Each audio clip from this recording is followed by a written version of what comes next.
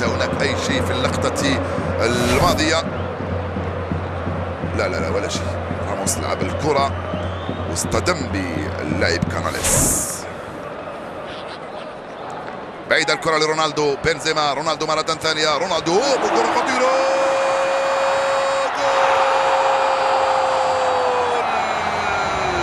في نهاية المطاف فعلها كوفاسيتش.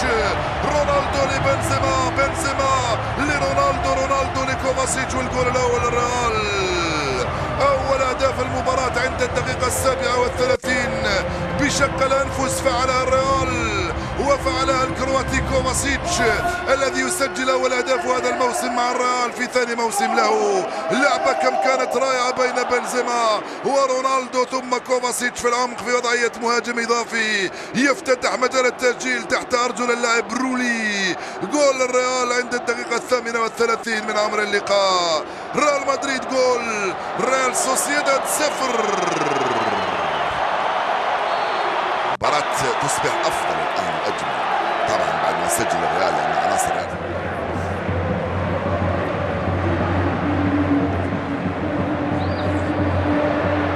وانطلق مرة ثانية كوفاسيتش يبعث رونالدو.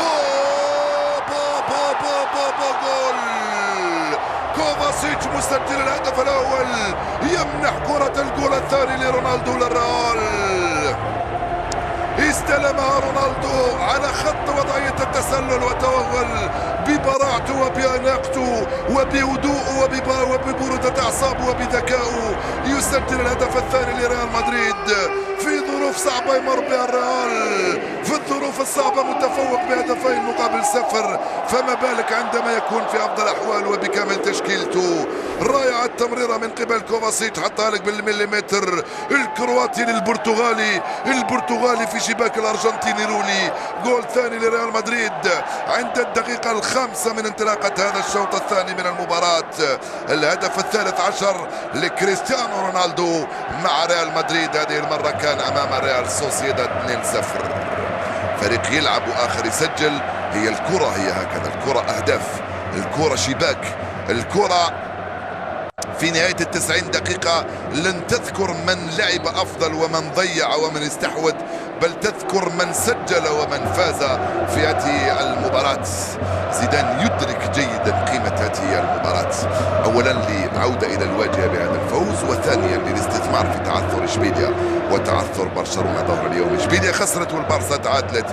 جرانيرو الحكم يأذن له بتنفيذ المخالفة. جرانيرو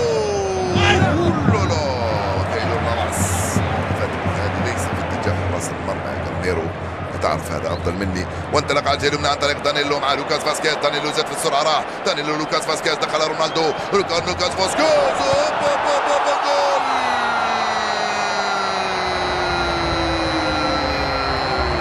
الفارو موراتا في القائمه الثاني سجل 6 أهدافه مع الريال.